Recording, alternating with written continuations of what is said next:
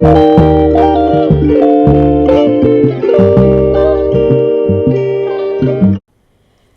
Friends, welcome back to my YouTube channel. ಎಲ್ಲರೂ ಹೇಗಿದ್ದೀರಾ? ಎಲ್ಲ ಚೆನ್ನಾಗಿದ್ದೀರಾ? ನಾವಂತೂ ಸೂಪರಾಗಿದ್ದೀವಿ.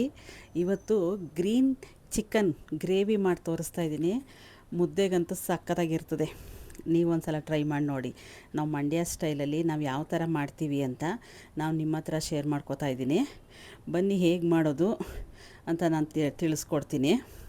ನಾನಿಲ್ಲಿ ಫಸ್ಟು ಒಂದು ಕಡಾಯಿ ಇಟ್ಕೊಂಡಿದ್ದೀನಿ. ಕಡಾಯಿಗೆ ಒಂದು 3ರಿಂದ 4 ಸ್ಪೂನ್ ಅಷ್ಟು ಎಣ್ಣೆ ಹಾಕೋತಾ ಇದ್ದೀನಿ. ಇದು ಫ್ರೈ ಮಾಡೋಕ್ಕಷ್ಟೇ. ಅದಕ್ಕೆ ಒಂದು 2 ಈರುಳ್ಳಿನ ಉದ್ದ ಕಟ್ ಮಾಡಿ ಫಸ್ಟು ಫ್ರೈ ಮಾಡಿ ಇಟ್ಕೊಡ್ತಾ ಇದ್ದೀನಿ. ಅದು ಫ್ರೈ ಆದ ತಕ್ಷಣ ಸ್ವಲ್ಪ ಕಲರ್ ಚೇಂಜ್ ಆದಮೇಲೆ 1 ಗೆಡ್ಡೆ ಬೆಳ್ಳುಳ್ಳಿ ಹಾಕಿದ್ದೀನಿ. ಎಲ್ಲ ಮಸಾಲೆ ಎಲ್ಲ ಫ್ರೈ ಮಾಡಿದ್ರೇ ನಮಗೆ ಸಾಂಬಾರು ಟೇಸ್ಟ್ ಬರೋದು. ಅದಕ್ಕೆ 1 ಸ್ಪೂನಷ್ಟು ಪೆಪ್ಪರ್ ಹಾಕ್ಕೊಂಡಿದ್ದೀನಿ. ಚಿಕನ್ಗೆ ಪೆಪ್ಪರ್ ಇಲ್ಲ ಅಂದರೆ ಟೇಸ್ಟ್ ಇರೋದಿಲ್ಲ. ಪೆಪ್ಪರು ಗಾರ್ಲಿಕಲ್ಲೇ ನಮಗೆ ಚಿಕನ್ ಟೇಸ್ಟ್ ಬರೋದು. ಅದಕ್ಕೆ ಒಂದು ಅರ್ಧ ಇಂಚಷ್ಟು ಶುಂಠಿ. ಇಲ್ಲಿ ನಾನು ಖಾರಕ್ಕೆ ಎಷ್ಟು ಬೇಕು ಅಂತ ಇಲ್ಲಿ 1 kg ಚಿಕನ್ಗೆ ಒಂದು 7ರಿಂದ 8 ಹಸಿಮೆಣ್ಸಿಕಾಯಿ ತೊಗೊಂಡಿದ್ದೀನಿ. ಅದನ್ನು ಫ್ರೈ ಮಾಡ್ಕೊತಾ ಇದ್ದೀನಿ. ಒಂದು ಕೈ ಹಿಡಿಯಷ್ಟು ಕೊತ್ತಂಬರಿ, ಏಕೆಂದರೆ ನಮಗೆ ಗ್ರೀನ್ ಕಲರ್ ಬೇಕಲ್ಲ, ಅದಕ್ಕೇ 1 ಕೈ ಹಿಡಿಯಷ್ಟು ಪುದೀನ ಕೊತ್ತಂಬರಿ ಎಕ್ಸ್ಟ್ರಾ ಹಾಕೋತಾ ಇದ್ದೀನಿ. ಟೇಸ್ಟ್ ಚೆನ್ನಾಗಿರ್ತದೆ ನೋಡಿ. ನೀವು ಒಂದು ಸಲ ಟ್ರೈ ಮಾಡಿ ನೋಡಿ ನಾವು ಯಾವ ಥರ ಮಾಡ್ದು ಅಂತ. ನೀವು ಒಂದು ಸಲ ಟ್ರೈ ಮಾಡಿದ್ರೇ ಗೊತ್ತಾಗೋದು ಟೇಸ್ಟ್ ಯಾವ ಥರ ಬರುತ್ತೆ ಅಂತ. ಅದಕ್ಕೆ ಧನಿಯಾ ಪುಡಿ 2 ಸ್ಪೂನ್ ಅಷ್ಟು ಹಾಕೋತಾ ಇದ್ದೀನಿ. ಇಲ್ಲಿ ನಾನು ಚಿಲ್ಲಿ ಪೌಡ್ರ್ ಉಪಯೋಗ ಮಾಡ್ತಾಯಿಲ್ಲ. 1 ಸ್ಪೂನಷ್ಟು ಗಸಗಸೆ, 1-2 ಚಕ್ಕೆ, 2 ಲವಂಗ. ಸಿಂಪಲಾಗಿ ಮಾಡ್ಕೊಬೋದು, ಅಷ್ಟೇ ರುಚಿ ಇರ್ತದೆ. ಚಪಾತಿಗಾಗಲಿ, ಪೂರಿಗಾಗಲಿ, ರೊಟ್ಟಿಗಾಗಲಿ ತುಂಬಾ ಚೆನ್ನಾಗಿರ್ತದೆ ನೋಡಿರಿ. ಇದಕ್ಕೆ 1 ಕಪ್ಪಷ್ಟು ಫ್ರೆಶ್ ತೆಂಗಿನಕಾಯಿ ತುರಿ ಹಾಕ್ಕೊಂಡಿದ್ದೀನಿ. ಅದನ್ನು ಸ್ವಲ್ಪ ರೋಸ್ಟ್ ಮಾಡ್ಕೋತೀನಿ. ಈಗ ನಾನು ಅದು ಸ್ವಲ್ಪ ತಣ್ಣಗಾಗಕ್ಕೆ ಬಿಟ್ಟಿದ್ದೀನಿ. ಈಗ ಒಂದು ಕುಕ್ಕರ್ ಇಟ್ಟಿದ್ದೀನಿ. ಕುಕ್ಕರ್ಗೆ ಒಂದು ಅರ್ಧ ಈರುಳ್ಳಿನ ಫಸ್ಟು ಫ್ರೈ ಮಾಡೋದಕ್ಕೆ ಹಾಕೋತೀನಿ. ಆಯಿಲ್ ಹಾಕಿ ಒಂದು 4ರಿಂದ 5 ಸ್ಪೂನಷ್ಟು ಎಣ್ಣೆ ಹಾಕ್ಕೊಂಡು ಅರ್ಧ ಈರುಳ್ಳಿನ ಕಟ್ ಮಾಡಿ ಹಾಕಿದ್ದೀನಿ ಲಾಂಗಾಗಿ.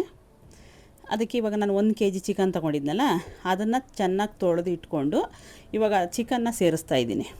ಎಣ್ಣೆಲಿ ಸ್ವಲ್ಪ ಹಸಿ ವಾಸನೆ ಹೋಗೋ ತನಕ ಫ್ರೈ ಮಾಡ್ಕೋಬೇಕು.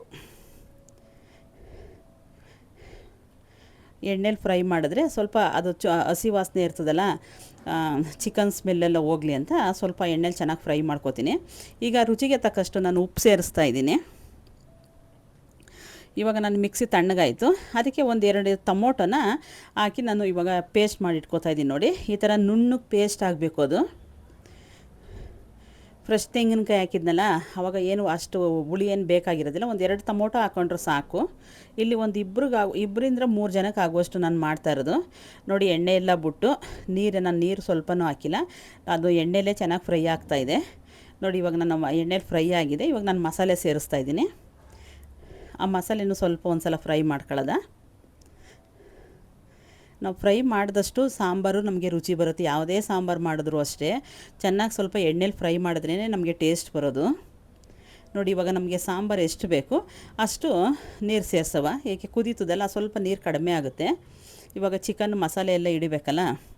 ಇವಾಗ ಉಪ್ಪು ಖಾರ ಎಲ್ಲ ಕರೆಕ್ಟಾಗಿ ಟೇಸ್ಟ್ ಮಾಡಿಬಿಟ್ಟು, ಅಕಸ್ಮಾತ್ ಏನಾದರೂ ನಿಮಗೆ ಖಾರ ಕಡಿಮೆ, ಈ ಟೈಮಲ್ಲಿ ಖಾರ ಕಡಿಮೆ ಅಂದರೆ ನೀವು ಲಾಸ್ಟಲ್ಲಿ ಪೆಪ್ಪರ್ ಪೌಡ್ರ್ ಬೇಕಾದ್ರೆ ಸೇರಿಸ್ಕೋಬೋದು. ತುಂಬಾ ಚೆನ್ನಾಗಿರ್ತದೆ. ನಾನು ಇಲ್ಲಿ ಕುಕ್ಕರಲ್ಲಿ 2 ವಿಸಲ್ ಕೂಗಿಸ್ತಾ ಇದ್ದೀನಿ. 2 ವಿಸಲ್ ಕರೆಕ್ಟಾಗಿ ಬೆಂದಿರ್ತದೆ. ನೋಡಿ, ಓಪನ್ ಮಾಡಿ ತೋರಿಸ್ತೀನಿ. ನೋಡಿ, ಎಣ್ಣೆ ಎಲ್ಲ ಬಿಟ್ಟು ಎಷ್ಟು ಚೆನ್ನಾಗಿದೆ ನೋಡಿ. ನೋಡ್ತಾ ಇದ್ರೇ ತಿನ್ನಬೇಕು ಅನಿಸ್ತದಲ್ವ. ನೋಡಿ, ಈ ಥರ ಇಷ್ಟು ಮುದ್ದೆಗಂತೂ ಈ ಥರ ಸ್ವಲ್ಪ ಗಟ್ಟಿ ಮಾಡ್ಕೋಬಾರ್ದು. ಸ್ವಲ್ಪ ನೀರು ಥರ ಇರಬೇಕು. ಆವಾಗಲೇ ನಮಗೆ ಚಿಕನ್ ರುಚಿ ಬರೋದು, ಸಾಂಬಾರು ರುಚಿ ಬರೋದು. ನೋಡಿ, ರೆಡಿಯಾಗಿದೆ. ಇದು ಗೀ ರೈಸ್ಗಾಗಲಿ, ಬಿರಿಯಾನಿಗಾಗಲಿ, ಮುದ್ದೆಗಾಗಲಿ, ಪರೋಟ ಪ್ರತಿಯೊಂದಕ್ಕೂ ತುಂಬ ಟೇಸ್ಟ್ ಚೆನ್ನಾಗಿರ್ತದೆ. ನೋಡಿ, ರೆಡಿ ಆಯಿತು. ದಯವಿಟ್ಟು ಹೊಸ್ದಾಗಿ ನಮ್ಮ ಚಾನಲ್ ನೋಡೋರು ದಯವಿಟ್ಟು ಸಬ್ಸ್ಕ್ರೈಬ್ ಮಾಡ್ಕೊಳ್ಳಿ, ಬೆಲ್ಲೈಕನ್ ಪ್ರೆಸ್ ಮಾಡಿ, ಪ್ಲೀಸ್ ಸಪೋರ್ಟ್ ಮಾಡಿ. ದಯವಿಟ್ಟು ಪೂರ್ತಿಯಾಗಿ ವಿಡಿಯೋ ನೋಡಿ. ಇಲ್ಲಿ ತನಕ ನನ್ನ ವಿಡಿಯೋ ನೋಡಿದ್ದಕ್ಕಾಗಿ ಧನ್ಯವಾದಗಳು. ಮುಂದಿನ ವಿಡಿಯೋದಲ್ಲಿ ಸಿಗ್ತೀನಿ. Thank you.